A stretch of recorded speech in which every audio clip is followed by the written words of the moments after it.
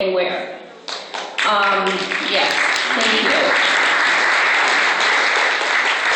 And we've been doing this work now for about 10 years, and the capacity that's been built in our community has been amazing. Our data and research person, Daya, is back there. Data rocks, Daya.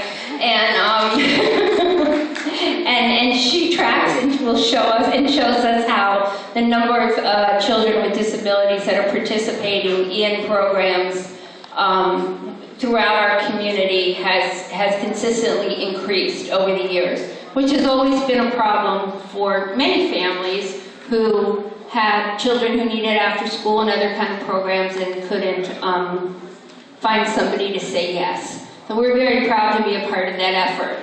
And we're very proud today to recognize one of our community partners who has really taken that effort to heart and has run with it to a point beyond many, many others.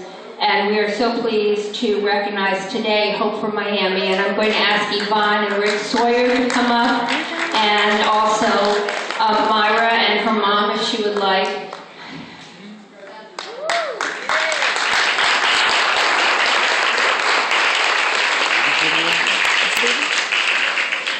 So under the leadership of Rick and Yvonne, husband and wife, CEO and COO, I'm not going to tell you which is who, Hope for Miami began running inclusive programs back in 2004 during that very, very first summer that the Children's Trust, which had just then been created with the help of, we have here Dave Lawrence, the founding president of the board, and moving force behind making sure that Miami-Dade County has a dedicated source of revenue for services to children.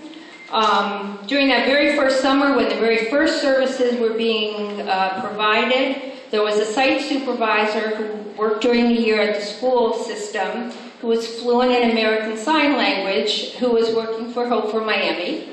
And there happened to just be 7 children who were hearing impaired that were at that site. I don't know, but I don't believe in coincidences, and I imagine many of you don't. It was just one of those meant to be, and for the rabbi I'll say it was bear sheet. Bear sheet? Or I have to come back to bear ship. Okay, I always have to come back to Hebrew class. Okay, that's what happens when you try to use a language that you don't use often and try to, not good. Anyway, so that was the very beginning, and I remember Yvonne calling me to tell me about this program. And I remember, thinking like, wow, they just did it. Without any fuss, without any bother, without any special hoopla, they just did it. And that is the way that Hope for Miami has functioned for all of the time that I've known them. You may remember them as the Family and Children Faith Coalition, which was their previous name, but Hope for Miami is a wonderful moniker in terms of what they bring to our community. And what I remember most about, and what I love most about Hope for Miami, is that they just do it. They do it without a lot of fanfare, and whatever comes up and any opportunity that presents itself, they take, but more importantly, there's opportunities that don't come up that they make. A number of years ago, they started a success program, which is for older children who are in middle and senior high school to help do some preparation for life skills and vocational areas. And it's just taken off since there.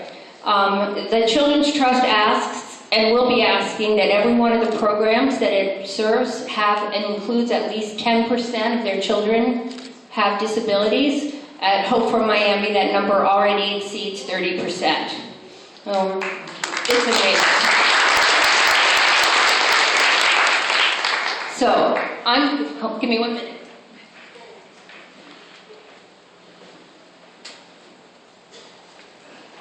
I was begged not to give this to you because apparently it came a little womper-jawed.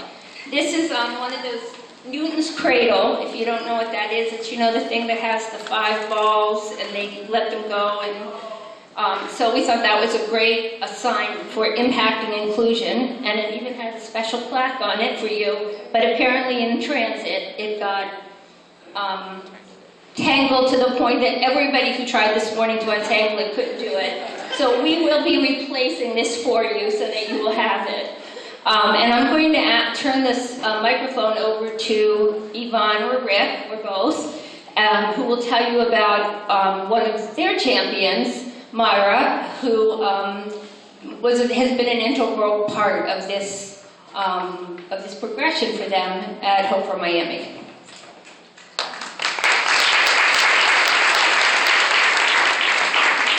We wanted to honor our very own champion today, knowing that this was the Breakfast of Champions.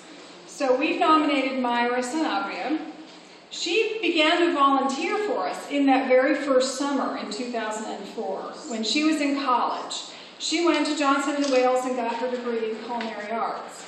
And she, since graduation, started her own business making specialty cakes. So if you need anything, let her know. But you have to text her. In the subsequent summers, she ended up working with our deaf children in summer camp. She now is part-time staff with the Success Program, where she is a particularly effective role model of how you can succeed with whatever limitations life brings you. Besides that, she loves cruising, she loves spending time with her family, and she's a marvelous advocate in the deaf community for her people. And we're glad to honor her today.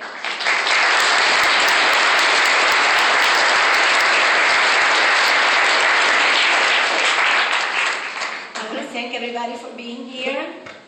I love working with my peers, the deaf, and other kids with disability. Thank you very much for nominating me.